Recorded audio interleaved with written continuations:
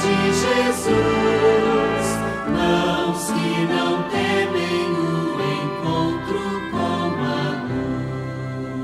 luz. Lá no céu, no mar, na flor, um detalhe de amor. Há também no entardecer a poesia do nascer. Na beleza natural eu contemplo digital dessa mão que me criou. Mãos consagradas para a causa em prol do amor. Mãos dedicadas ao serviço do Senhor. Mãos preocupadas em se unir às de Jesus. Mãos que não temem o encontro com a luz.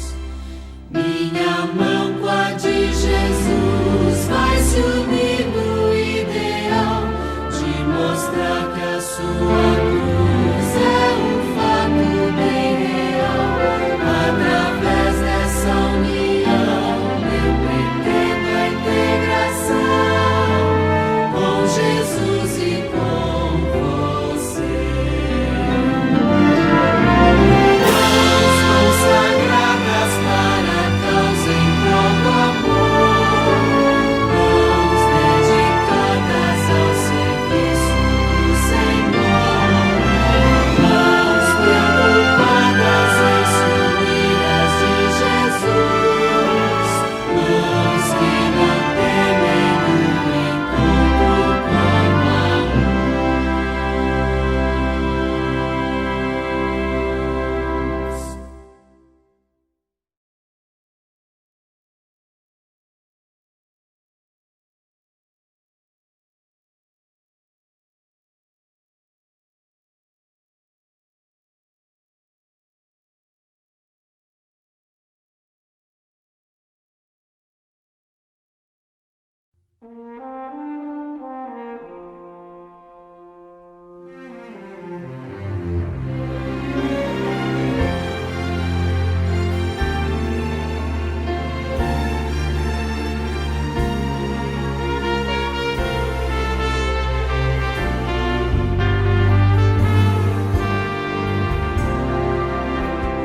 Paro pra pensar nos desafios deste meu viver. Paro pra ouvir o que a voz de Deus quer me dizer.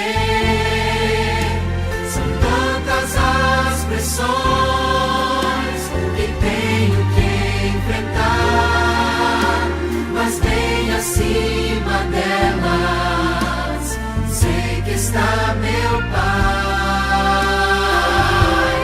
Quero ser fiel a toda prova, fiel em qualquer tempo, qualquer hora. Quero ser fiel no que é pouco, para ser fiel no que é muito. Quero ser fiel a toda prova, não por uma mera obrigação, mas em resposta ao amor tão grande que um dia inundou o meu coração.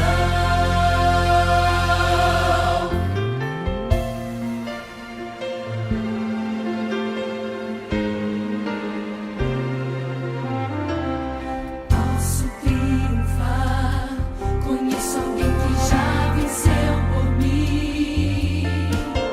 Posso me apegar à forte mão de um Deus tão grande assim. Em meio à provação, começo a louvar, e seu poder do alto vem me alcançar. Quero ser fiel a toda prova, fiel em qualquer tempo, qualquer hora. Quero ser fiel no que é pouco, para ser fiel no que é muito. Quero ser fiel a toda prova, não por uma mera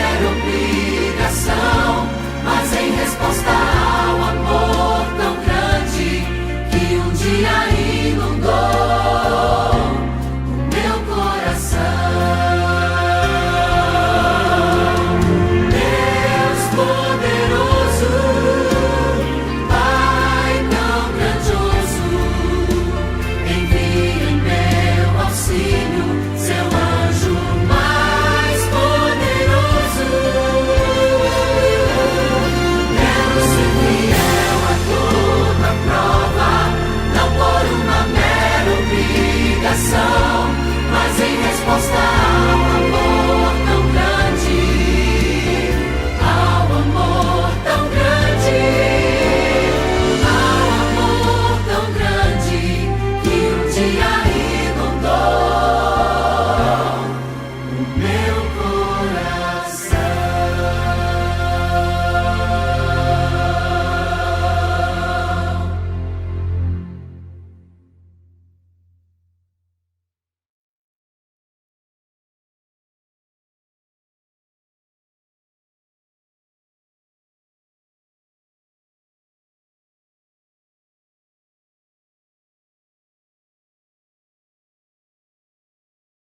O título do sermão é Resgatado da Solitária. Vamos ler. Coloque os seus olhos comigo e leia até o verso 17 apenas. Coloque os seus olhos na Bíblia, irmãos. Vamos ler a palavra do Senhor. Tinha Manassés 12 anos de idade, quando começou a reinar, e 55 anos reinou em Jerusalém. Fez o que era mal perante o Senhor, segundo as abominações dos pagãos, dos gentios, que o Senhor expulsara de suas possessões de diante dos filhos de Israel. Pois tornou a edificar os altos que Ezequias, o seu pai, um bom rei, havia derribado. Levantou altares a Satanás, aos Baalins, que vem de Baal, o senhor do mal, e fez postes ídolos, e se prostrou diante do sol, da luz, das estrelas, o exército do céu, e o serviu. E edificou altares pagãos na casa do Senhor no templo, nesse templo que o Senhor tinha dito a Salomão: em Jerusalém, nesse templo colocarei o meu nome para sempre. Também edificou altares a todo o exército dos céus, nos 2 átrios da casa do Senhor.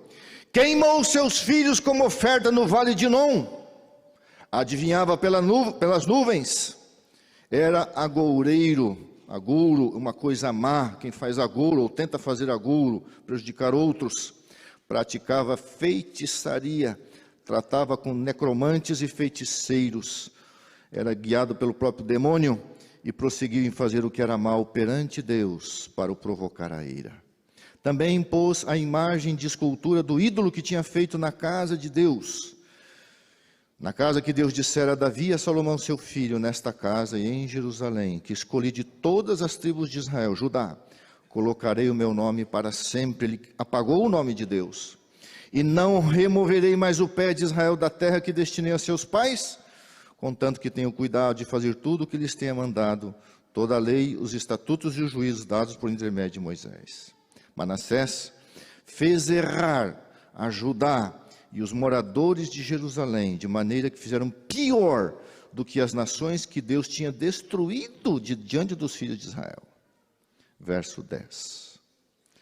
Aí vem as consequências da malignidade do pecado. Falou o Senhor através de profetas, sendo um deles Isaías, a Manassés e ao seu povo, porém não deram ouvidos.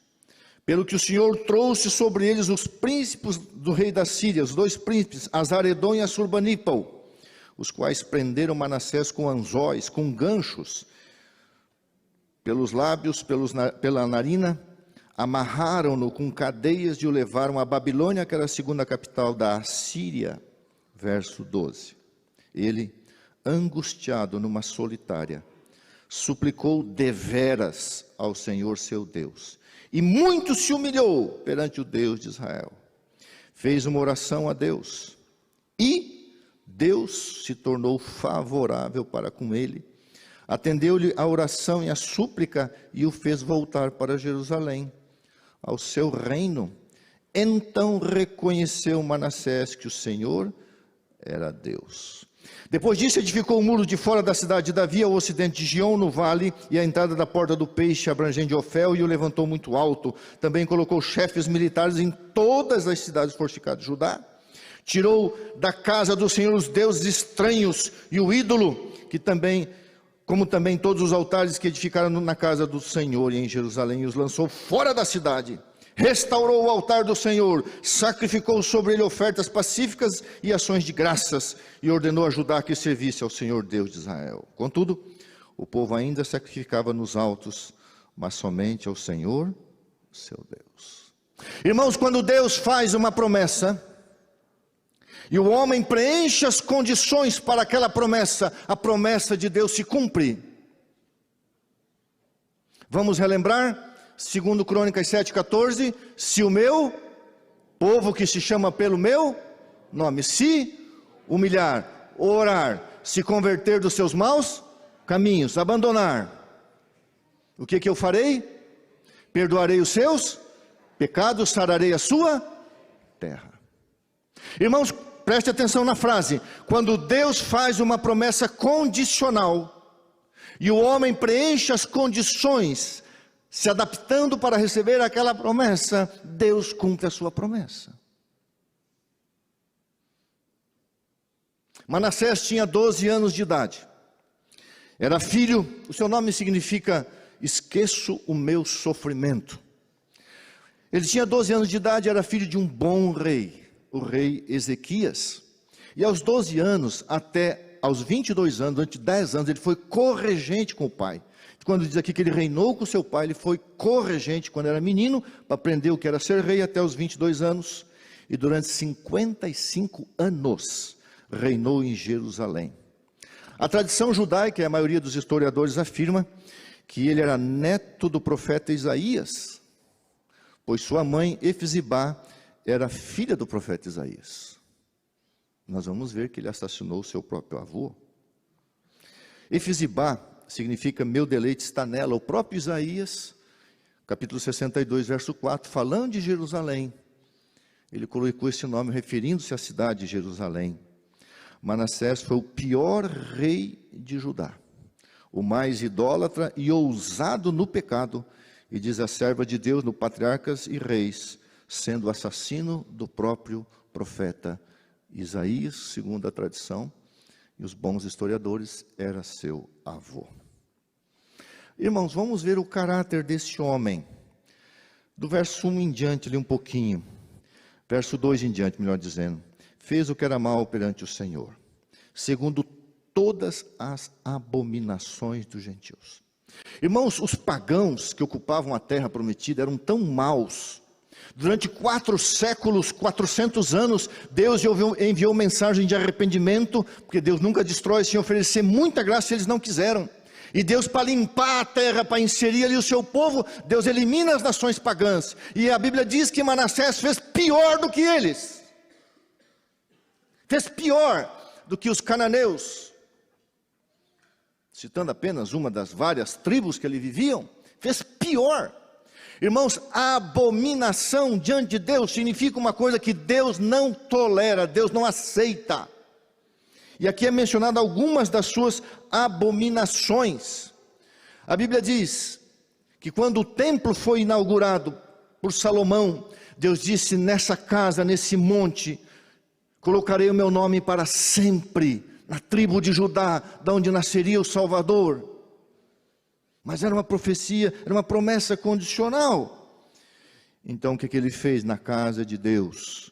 Ele fez vários púlpitos, altares, onde devia ser proclamada a palavra do profeta, e ali nesses púlpitos, nesses altares, eles adoravam o sol, a lua e as estrelas.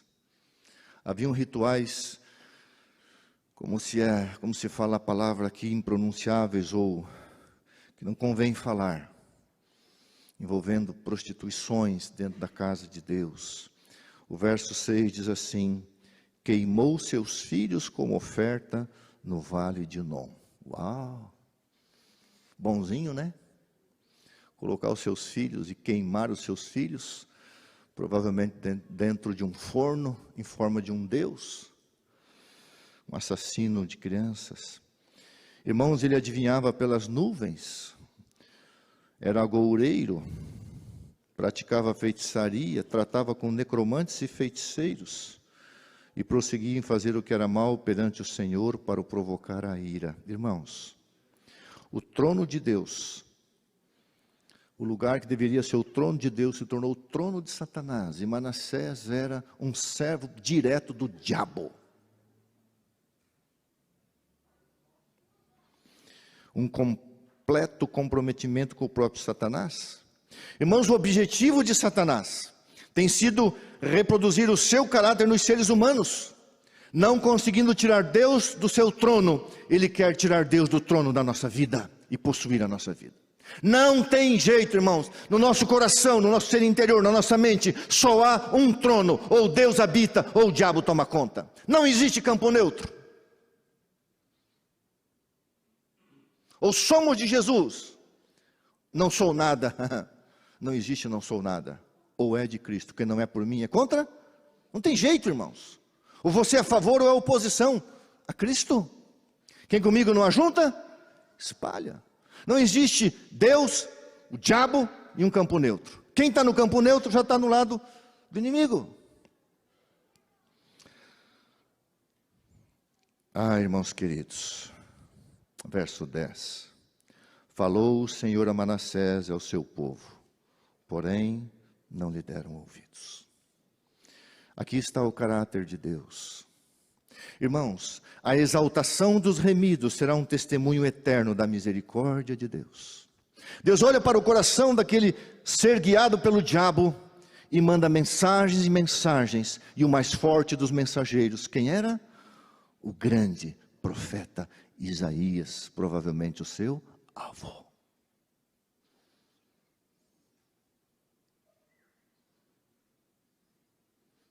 Terrível. Filho de Efzibá. E essa citação que eu li, a exaltação dos remidos será um testemunho eterno da misericórdia de Deus. Deus apelou. Irmãos, Deus nunca destrói o pecado que mata o pecador sem antes apelar, sem antes fazer tudo para salvá-lo. A geração pré-dilúvio ouviu a mensagem de Deus por 120 anos. Por quê? Porque era o período praticamente daquela geração, período de vida. Não que eles viviam só 120, viviam muito mais, mas não é, pregou, irmãos, para aquela geração por 120 anos. E aí, Manassés continuou fazendo abominações, blasfemando, e Deus vai até a Assíria, porque Israel tinha feito pacto com o Egito, porque a Síria vinha tomando conta do mundo, depois perdeu para a Babilônia, e Deus manda 2 príncipes, ou 2 reis assírios, Esaradom e depois Assurbanipal. E o Assurbanipal fez uma coisa muito legal. Eu sei que os estinos aqui gostam de pescar. Eu não gostava muito de pescar, já parei, mas eu gostava de caçar. Além de andar a cavalo, gostava de caçar.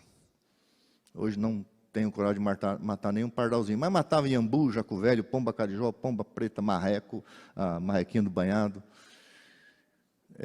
Raramente achava um animal quadrúpede, mas eram aves mesmo. E aí quem pesca sabe o que é um anzol, né? A palavra gancho aqui é anzol. O que eles faziam com a pessoa?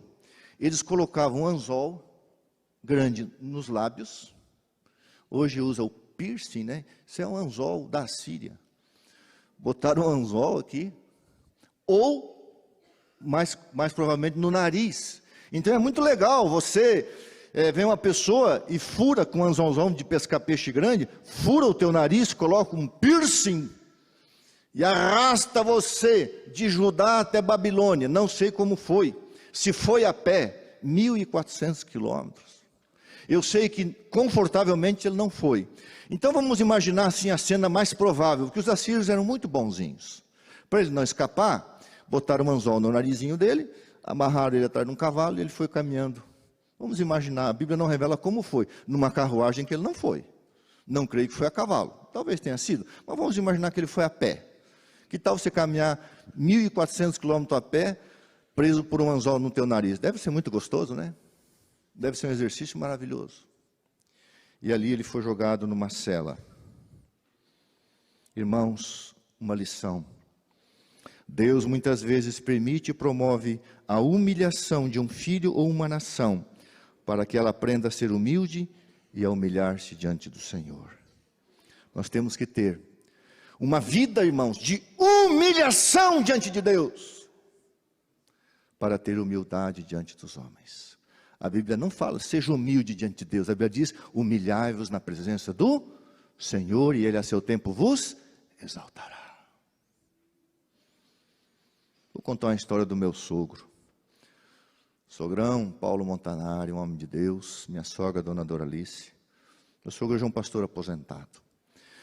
Em 1988, meu sogro, ele disse que não é verdade, mas eu vou dizer que é verdade sim. Eu tinha um pequeno apartamento, ele veio, estávamos namorando a Miriam há alguns meses, e ele veio conhecer o peão, né? Então ele ficou no meu pequeno apartamento, e eu ficava em cima no beliche, ele ficava embaixo, e nós comportamos, vendemos livro de casa em casa uma semana. E uma noite daquela semana, isso aqui ele não gosta que eu falo, mas nós sentamos no sofá, recém-convertido, apaixonadão pela Miriam, e falou, jovem, quais são as tuas intenções com a minha filha? E eu firmei a voz, olhei no olho dele e falei, seu Paulo, né, porque ele não era pastor, seu Paulo, eu amo a sua filha e vou casar com ela, e cumpri a promessa. Aí, irmãos, naquela semana ele recebeu a notícia que ele seria tirado de assistente de publicações, e mesmo sem ter teologia formal, meu sogro é um autodidata, um homem estudioso, conhece a Bíblia como poucos. Por seu caráter pastoral, ele foi colocado no ministério pastoral e tocou a sua vida até o final como um pastor. Mas eu me lembro, irmãos, em algumas madrugadas, eu acordar com o soluço de alguém gemendo. E quando eu olhava do beliche para baixo, eu via um lençol por entre as luzes da rua, aquele homem se humilhando diante de Deus, chorando por horas a fio, se sentindo indigno de ser um pastor. Aquilo marcou a minha vida. Você não tem que ser humilde diante de Deus, você tem que se humilhar perante o Senhor. Humilhai-vos perante o Senhor. Agora Deus humilha Manassés para que ele se humilhe diante de Deus, e ele é jogado numa solitária. Preso com correntes, maltratado. Eu amo e repreendo a quem? Eu disciplino e repreendo a quem eu amo. Aceita. E o pior rei de Israel teve no Antigo Testamento a história como se fosse a história de Maria de Magdala. E algumas pessoas criticam o nosso trabalho por pregar escatologia, por distribuir grande conflito e não falar do Evangelho. Ignorantes e tolos são essas pessoas. Porque o Evangelho começou em Gênesis e nunca mudou.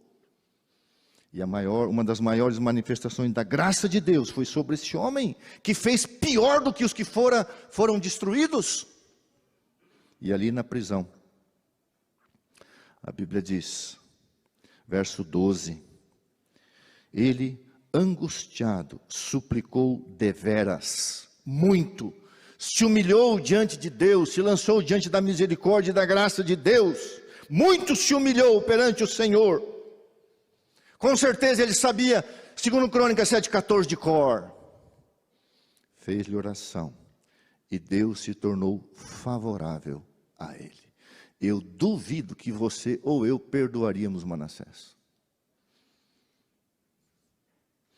No mínimo você pedir para ele prisão perpétua, ou alguns aqui mais, não vou falar o que, pediriam a cabeça dele numa forca. Mas Deus não vê como vê o homem. Deus vê uma fagulha de esperança que há no profundo coração.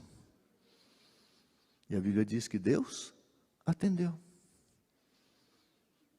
E que Deus, quando Deus cura, irmãos, quando Deus perdoa, melhor dizendo, Deus também restaura.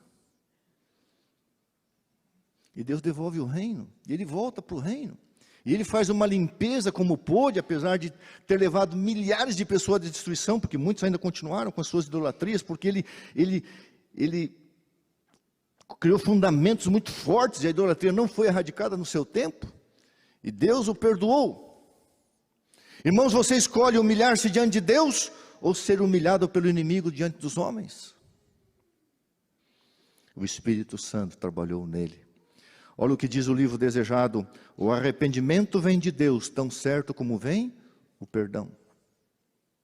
Quando você sente vontade de se arrepender, é o trabalho de Deus. E então, o perdão divino aconteceu. Manassés foi restaurado. Eu fico imaginando, irmãos, o dia que o Manassés encontrar o profeta Isaías no céu. O profeta Isaías vai olhar para ele assim: Manassés? Sim, sou eu. Você me colocou numa tora oca, numa árvore oca, me cerrou no meio. Pois é. Daí eu fui e vai contar o profeta Isaías lá no céu, sobre a graça de Deus e o resgate na solitária do pecado, das consequências do pecado. Irmãos queridos, o maior discurso de Cristo diz assim: o perdão de Deus não é meramente um ato judicial, pelo qual Ele nos livra da condenação.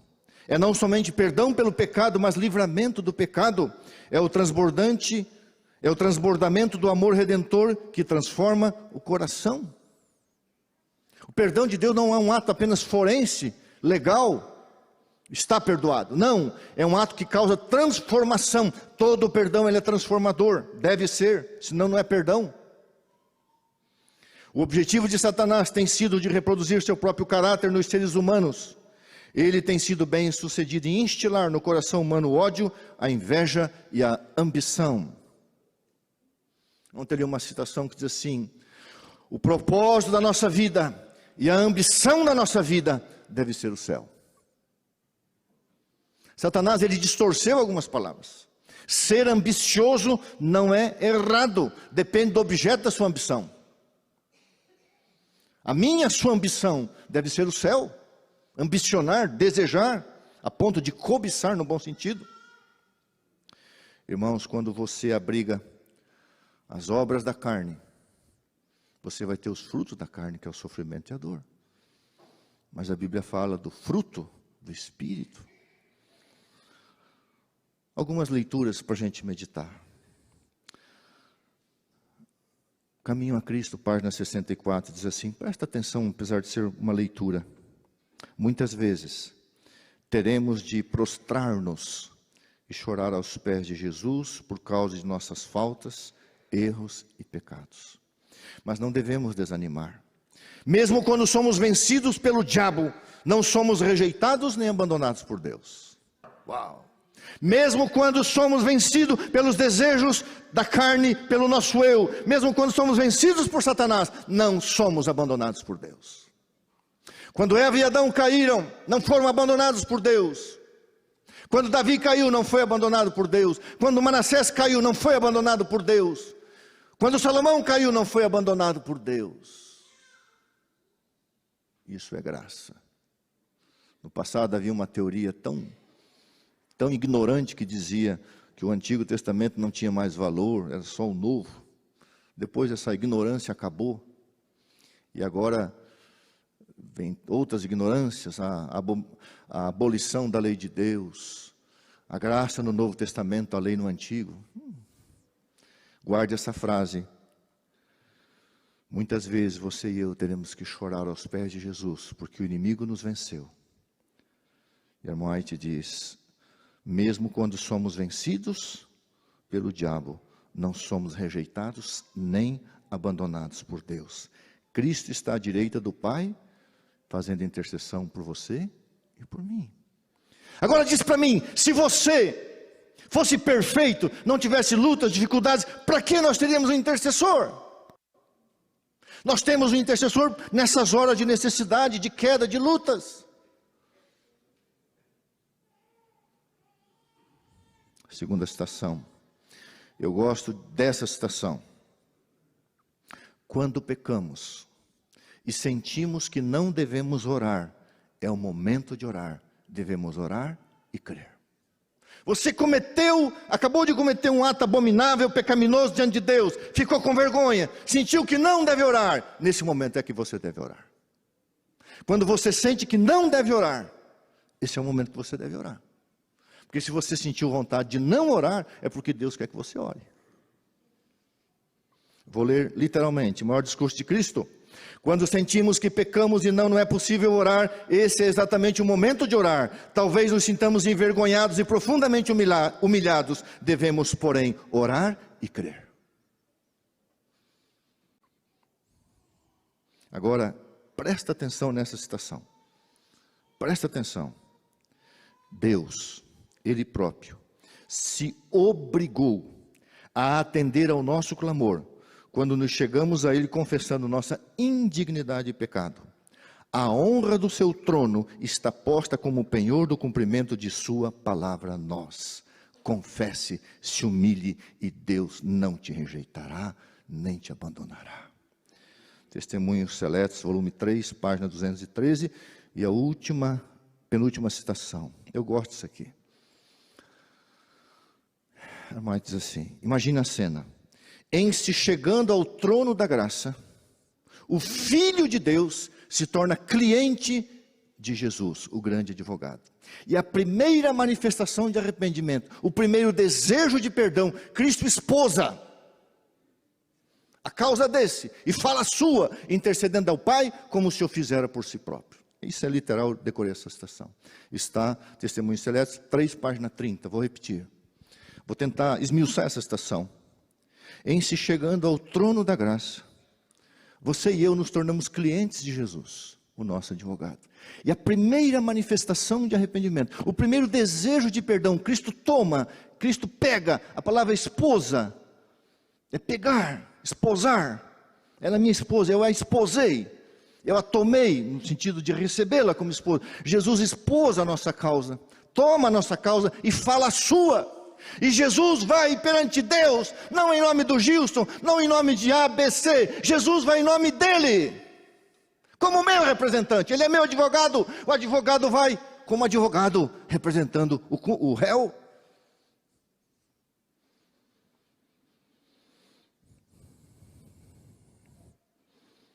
E ele faz isso dizendo, Pai, eu morri por ele, aceita-me. Irmãos, o que você tem para dizer para Deus, Senhor, me aceita? Nada. O pai vai dizer assim, Pai, me aceita. Você acha que Deus rejeita seu filho? Jesus diz assim, Pai, eu morri por ele, eu estou intercedendo por ele, estou trabalhando na vida dele, aceita-me. Lógico que Deus aceita. Por isso que a Bíblia diz, chegue com confiança ao trono da graça. A última citação, página 258, desejado. Você conhece demais essa citação. Ninguém caiu tão fundo, ninguém é tão vil, que não possa encontrar libertação em Cristo Jesus. Essa história, desde que eu estudei essa história, com outros vários detalhes, irmãos, você pensa assim, como que Deus perdoou esse camarada? Ele era um instrumento do demônio, comandando uma nação. Todavia Deus foi atrás dele e o perdoou.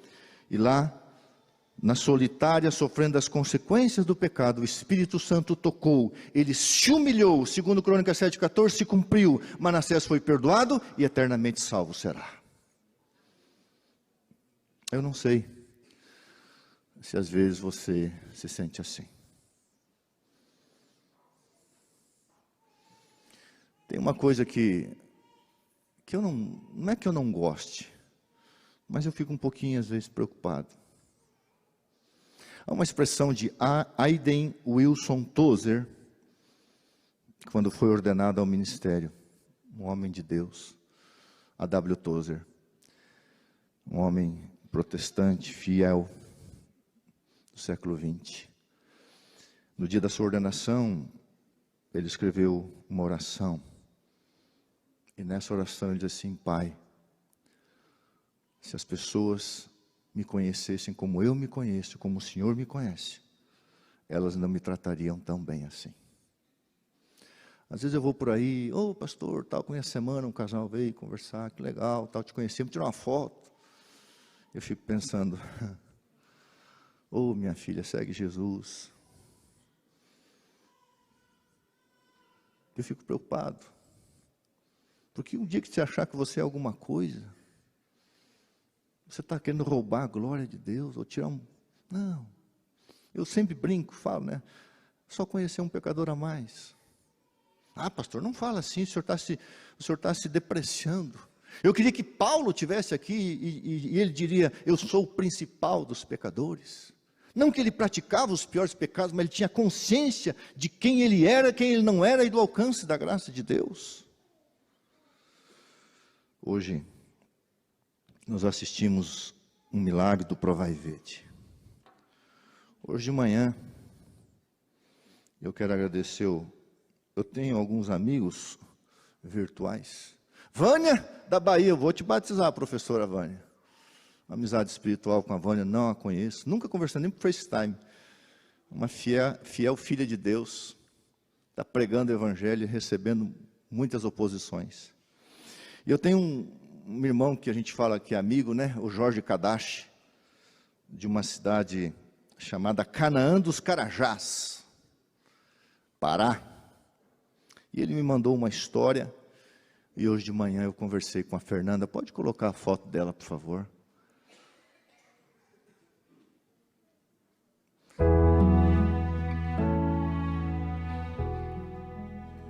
Acho que a foto dela está aí. Enquanto a foto vai entrando ali, eu vou ler aqui. Pode botar bem baixinho, Gilson. Eu vou ler aqui e depois você vai saber o porquê que eu estou lendo, tá? Olá, hoje eu conversei com ela. Fernanda, eu não sei se eu vou te conhecer aqui, mas eu tenho certeza que no céu eu vou te conhecer.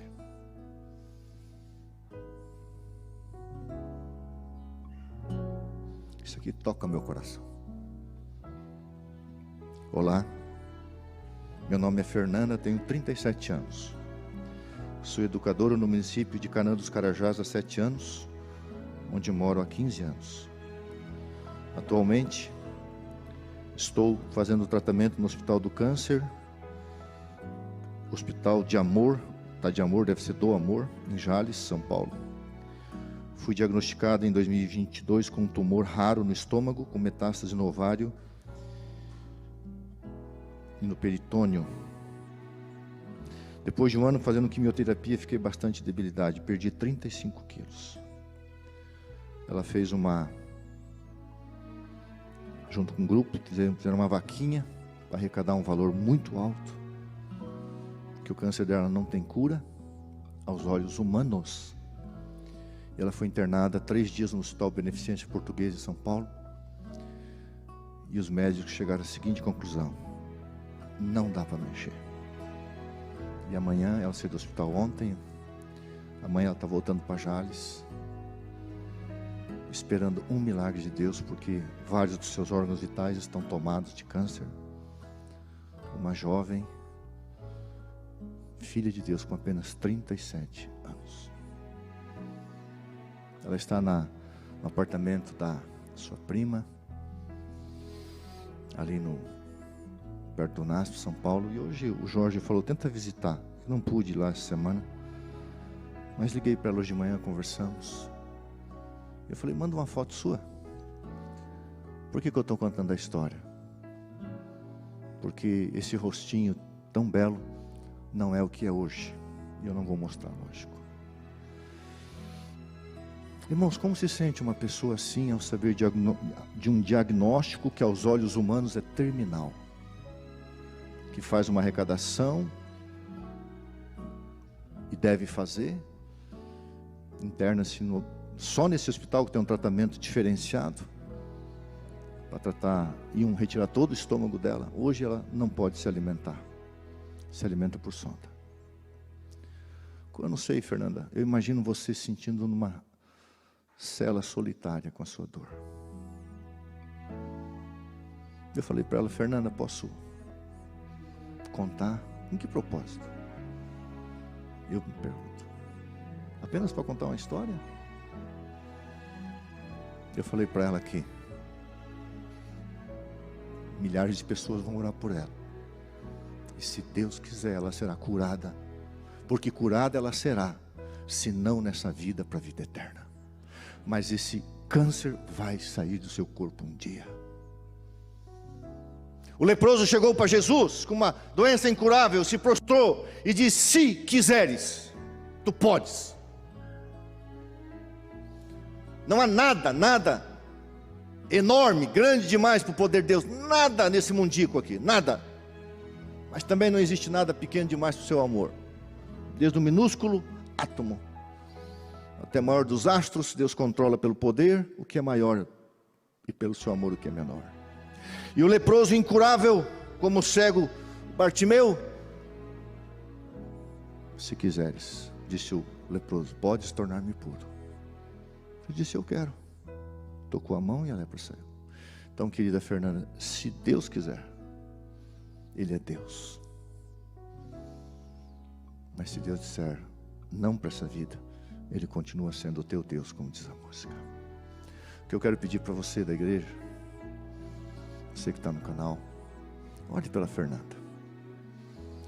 Nós vamos deixar o celular, o WhatsApp do Cleiton, e ela está fazendo uma vaquinha para arrecadar um valor muito alto, para tentar, aos olhos humanos, continuar o tratamento.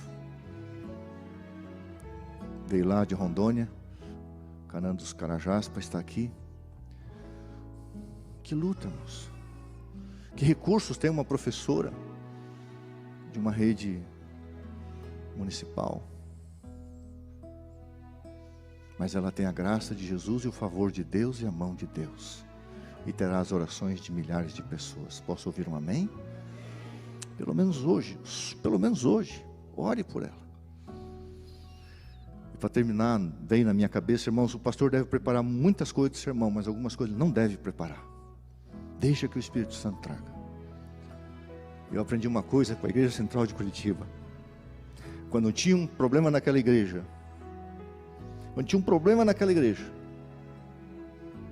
irmãos, a igreja orava e Deus respondia. Um dia eu vou contar a história do meu Charles Gilson Pisato. A igreja orava e Deus respondia.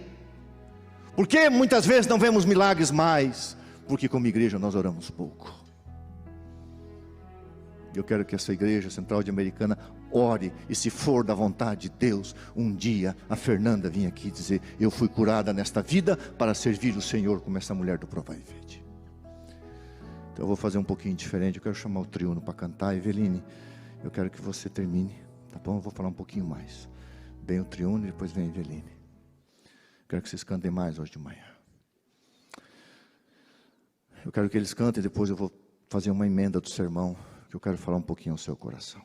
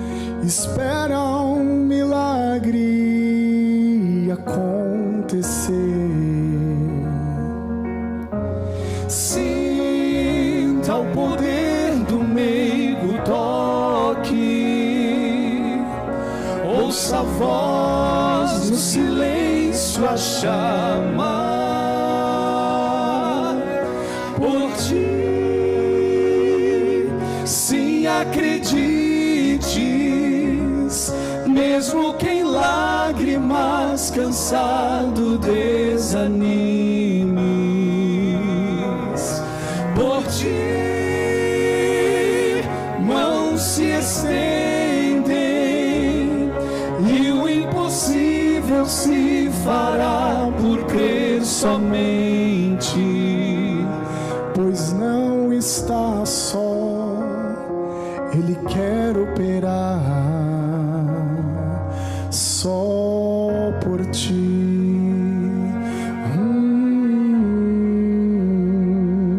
Ao prosseguir,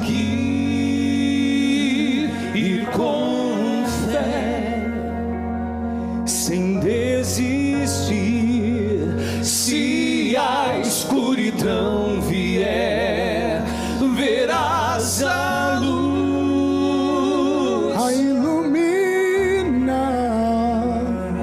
Ao teu clamor responderá. Sinta o poder do meigo toque, ouça a voz no silêncio a chamar por ti. Sim, acredites, mesmo que em lágrimas cansado desanimes. Por ti,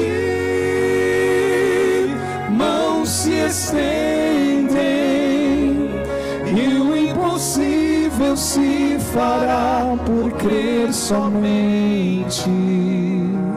Pois não está só, Ele quer operar só por ti.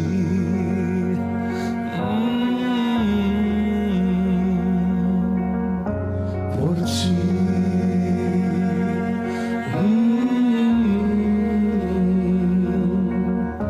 Por ti.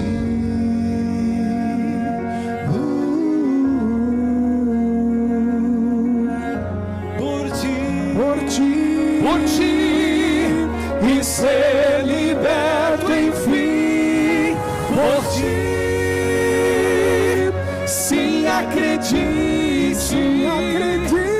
Mesmo que lágrimas cansado desanimes. Por ti, mãos se estendem e o impossível se fará por crer somente. Pois não está sós, Ele quer operar. Pois não está só, Ele irá operar, e só por ti.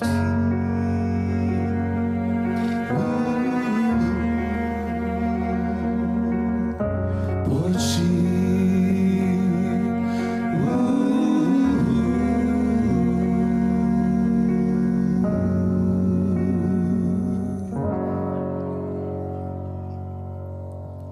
Eveline, por favor, vem cá. Pode ficar aqui.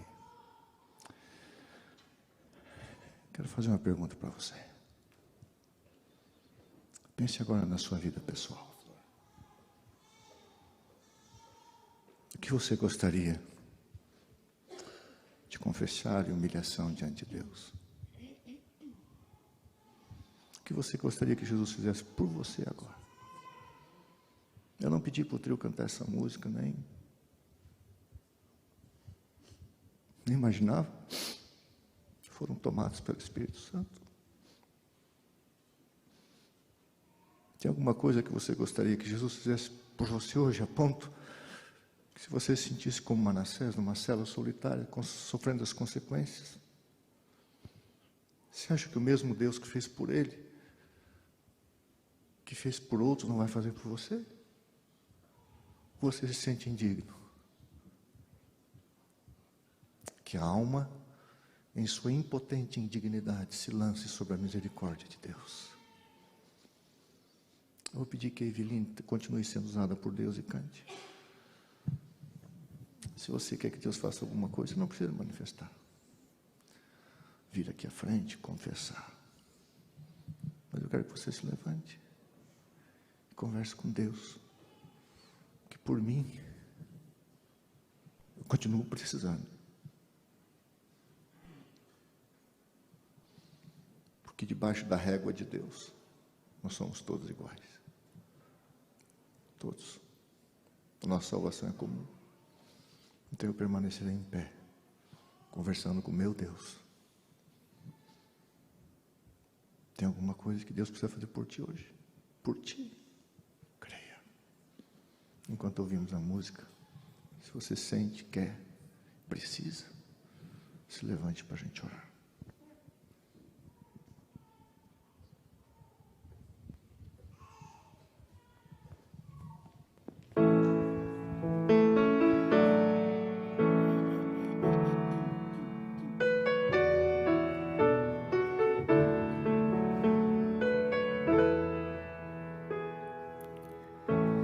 Você está parado na encruzilhada, olhando a montanha que tem para escalar. Bem lá no alto fica o seu sonho, e você está pensando: como vou conseguir?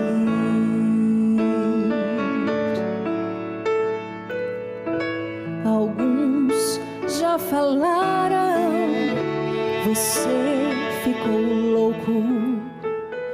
Sabe quantos tentaram? Você nunca vai chegar. Mas essas pessoas ficarão ofuscadas quando a luz da sua estrela começar a brilhar. Então vá seguindo, não olhe para trás, persiga o seu sonho e chegue até lá. E se falarem, tudo bem, não importa, porque para o nosso Deus você é uma flor.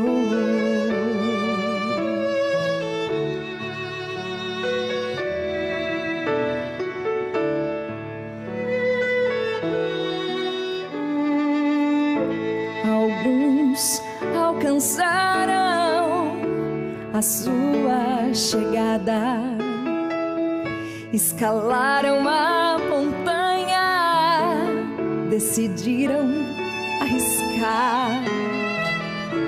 Mas você consegue, não desanime, coloque os seus sonhos nas mãos de Deus. Então vá seguindo, não olhe para trás, persiga o seu sonho e chegue até lá. E se falarem, tudo bem, não importa, porque para o nosso Deus você é uma flor.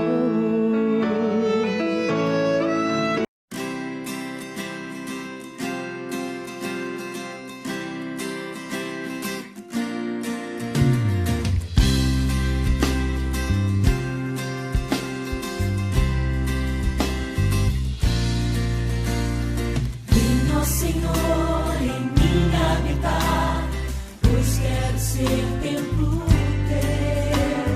Quando eu sair deste lugar, que Jesus permaneça em mim. Permaneça em mim. Permaneça em mim. Permaneça em mim, meu Senhor, permaneça em mim. Senhor, em mim habitar, pois quero ser templo teu. Quando eu sair deste lugar, que Jesus permaneça em mim. Permaneça em mim. Permaneça em mim. Permaneça em mim, meu Senhor. Permaneça em mim.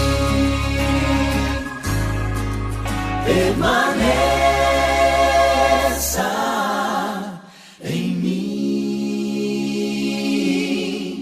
Permaneça em mim.